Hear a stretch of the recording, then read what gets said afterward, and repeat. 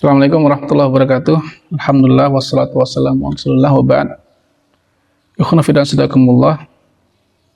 Di dalam hadis Imam Ahmad bahwasanya Nabi SAW bersabda, inna iblis yada'u arsyahu 'alal ma'.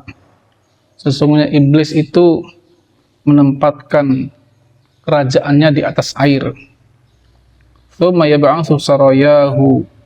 Kemudian dia mengutus pasukan-pasukannya, para jin, untuk mengganggu manusia. Fatnahum minhum manzilatan a'zamahum fitnah. Dan yang paling dekat kedudukannya dengan iblis adalah yang paling besar, paling berbahaya fitnahnya kepada manusia. Yaji wahaduhum fayaqul fatantu kada wa kada. Datanglah satu jin atau syaitan melapor, aku telah menggoda si fulan dengan perbuatan ini dan itu.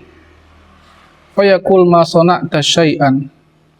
Lalu iblis berkata, kamu belum berbuat apa-apa. Sebagian ulama menjelaskan, misalnya dia menggoda manusia untuk minum khamr, atau menggoda manusia untuk melakukan dosa yang juga besar, ya. Misalnya seperti durhaka sama orang tua.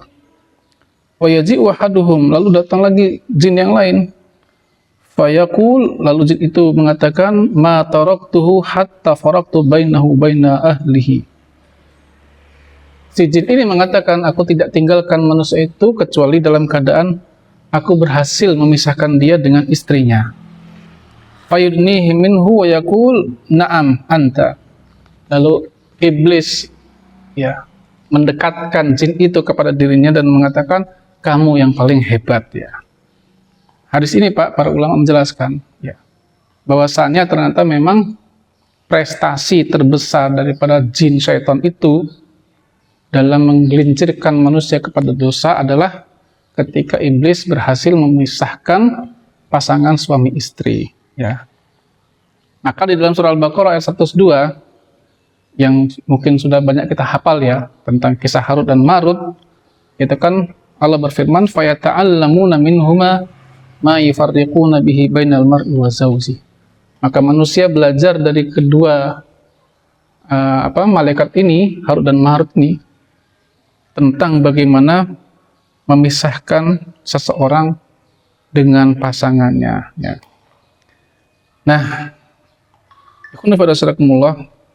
sebagaimana kita paham, ya, bahwasanya sekarang ini kan banyak sekali rumah tangga yang bubar, ya, yang berantakan. Saya sendiri sebagai seorang guru, ketika masuk pertama kali ke sebuah kelas, Pak, berkenalan dengan anak-anak itu ternyata tidak sedikit yang orang tuanya sudah berpisah, baik ketika masih dia kecil atau ketika dia sudah dewasa. Bahkan dalam sebuah acara khutbah wada di sebuah sekolah itu, saya mendengar sambutan dari seorang perwakilan siswa SD itu, ya. Ini disampaikan oleh seorang ukhti, ya. Kalimat yang saya ingat itu adalah ketika dia mengucapkan terima kasih kepada Umi dan Abi yang telah bertahan, ya, bersabar, tetap bersama, walaupun aku tahu itu terasa berat bagi kalian. Jadi ketika anak ini ngomong itu, Pak, saya mikir lama. Jadi anak sekecil ini ngomong ini maksudnya apa, gitu, ya? Apa dia tahu apa yang terjadi pada kedua orang tuanya? Ya, maka di kesempatan ini, Pak, saya mencoba yang memberikan sedikit, ya, tips, ya, bagaimana kita itu menjaga keluarga kita itu agar tetap harmonis, ya kan. Yang pertama adalah sebagaimana pengantar di awal, karena kita sudah paham bahwasanya prestasi iblis, ya, prestasi jin yang paling besar adalah ketika bisa memisahkan suami istri, maka harusnya kita betul-betul membentengi keluarga kita ini dari segala macam kemaksiatan yang bisa menjadi celah untuk jin atau syaitan itu masuk ke dalam rumah kita, ya. Jangan berikan dia kesempatan untuk menang, ya, dalam urusan kita. Bagaimana cara kita membentengi rumah kita? Ya tentu dengan mendekatkan diri kepada Allah, ya kan? Ya. Dengan misalnya bersama-sama komitmen, ya, suami istri ini kita harus dalam ketaatan kepada Allah, ya, menjalankan ibadah, sholat, ya kan? Yang laki-lakinya ke masjid, yang ibunya kalau ke masjid silakan, di rumah juga nggak ada masalah. Ya. Menghidupi rumah dengan sholat sunnah, ya.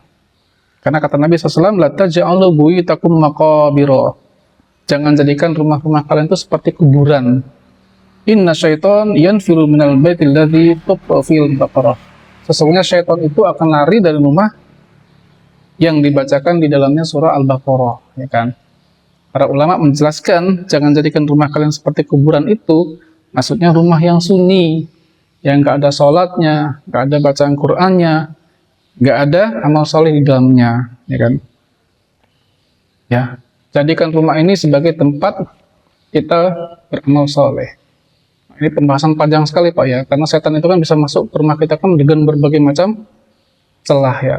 Mungkin kita pernah baca hadis seorang hamba itu kalau masuk ke dalam rumahnya, jika dia tidak mengingat Allah, maka setan akan mengatakan ini tempat tinggalku. Kalau dia ingat sama Allah, setan mengatakan ini bukan tempat tinggalku. Kita mau makan aja kalau lupa baca basmalah, setan itu langsung ini makananku. Jadi celahnya banyak sekali yang harus kita pahami dengan baik, ya. Jadi pertama, jadikan ya rumah kita sebagai tempat ibadah. Bentengi rumah kita ini dari celah-celah supaya syaitan itu tidak masuk ke dalamnya. Ya, termasuk dalam hubungan suami istri kan Pak ya. Makanya diajarkan kita untuk membaca doa juga sebelum berhubungan itu. Ya. Yang kedua, ya, bangunlah komunikasi yang sehat di dalam rumah tangga ini. Biasakan ngobrol, ya kan, entah pagi hari atau sore hari atau sebelum tidur, ya kan. Jangan sampai adanya gadget ini, ya Bapak Ibu sekalian, itu menjadikan rumah kita sunyi dari komunikasi, dari obrolan, karena semuanya sudah mengheningkan cipta, nunduk semua. Bapaknya sibuk megang HP, ibunya sibuk megang HP. Ini kan sekarang ini banyak terjadi perceraian, salah satunya karena tadi ya pengaruh-pengaruh media sosial yang berseliweran di sekitar kita. Jangan dianggap sepele itu.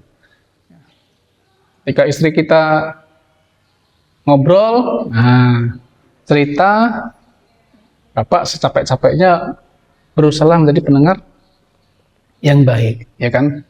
Walaupun kita mungkin malas untuk mendengar omongan dia karena saking lelahnya kita. Tapi ya ini cara yang paling manjur Pak, gitu. Supaya dia merasa dihargai, dia merasa didengar. Yang ketiga, tunjukkan penghargaan, ya kan? Biasakan mengucapkan terima kasih, ya kan? Mengucapkan maaf, jangan gengsi. Mengucapkan sayang, cinta kepada pasangan hidup kita. Itu sangat berharga sekali bagi mereka, Pak, ya. Di rumah tangga itu akan terasa hangat ketika ya semuanya, ya khususnya ini peran yang terbesar suami, Pak, ya, memberikan penghargaan kepada pasangan kita masing-masing. Jangan kita merasa paling hebat di dalam rumah itu. Kadang-kadang kan ya tadi karena mungkin beda pekerjaan, bisa saja istri lebih gede penghasilan daripada suami. Nah, ini bahaya nih.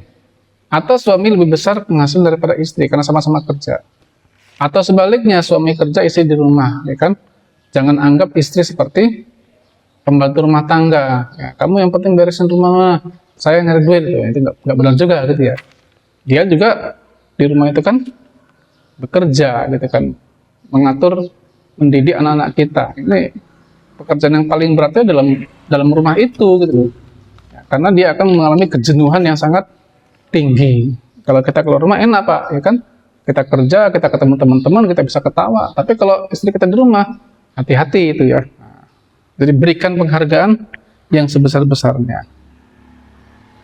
Yang keempat, buatlah tradisi-tradisi romantis dalam rumah tangga itu, ya kan? Ada penelitian di Harvard Health ya, bahwasanya aktivitas sederhana ya, seperti berpelukan ya, mencium pasangan itu bisa meningkatkan hormon oksitosin ya, hormon sehat dalam tubuh kita. Ya, ini kalau pasangan-pasangan yang sudah kepala 4, Pak, ini harus hati-hati karena kan istilahnya ada istilah puber kedua, gitu. Ada kejenuhan dalam rumah tangga. Ini kita harus paham tentang hubungan kita dengan pasangan kita. Ya, jangan sampai karena sudah lama berumah tangga malah menjadikan rumah itu menjadi dingin ya, tidak ada lagi kehangatan. Ya. Yang terakhir, ini untuk membangun rumah tangga harmonis, ya, menurut saya ini perbaiki hubungan di kamar kita, ya kan? Hubungan yang dengan pasangan kita.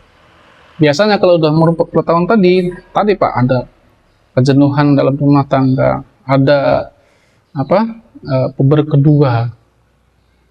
Kalau laki-lakinya ini nggak pandai menjaga kesehatan, mulailah datang penyakit-penyakit itu. Ya, penyakit yang lumayan serem kan kalau dia kena gula. Ya. Makanya ini harus dijaga kesehatannya, ya kan? Dijaga pola makannya, dijaga pola pikirnya, ya kan? Rajin olahraga, rajin stretching, ya. Supaya Supaya hubungan di kamar itu tetap bagus itu loh, tetap hangat, tetap mesra. Karena kalau nanti salah satunya ya, atau nauzubillah malah dua-duanya sudah mulai tidak ada rasa, ini berbahaya ya. Saya sering bilang sama teman-teman kalau ribut sama pasangannya, saya bilang coba perbaiki hubungan di kamarnya. Ini mudah-mudahan bisa menjadi solusi gitu ya.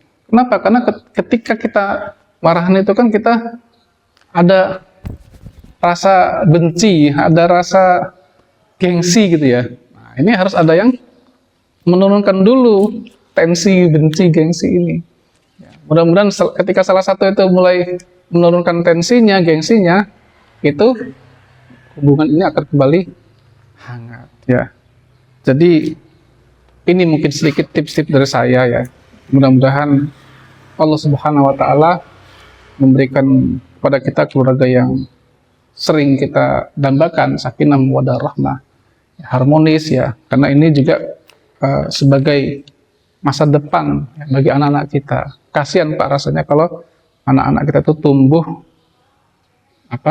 dalam keadaan tanpa ayah ya, bukan karena meninggal, ayahnya masih hidup tapi sudah berpisah. Anak tumbuh tanpa ibu, bukan karena ibunya sudah meninggal, ibunya masih hidup tapi karena sudah berpisah ya. Jangan sampai hanya masalah-masalah sepele ya kan, itu membesar dan membuat rumah tangga kita pecah.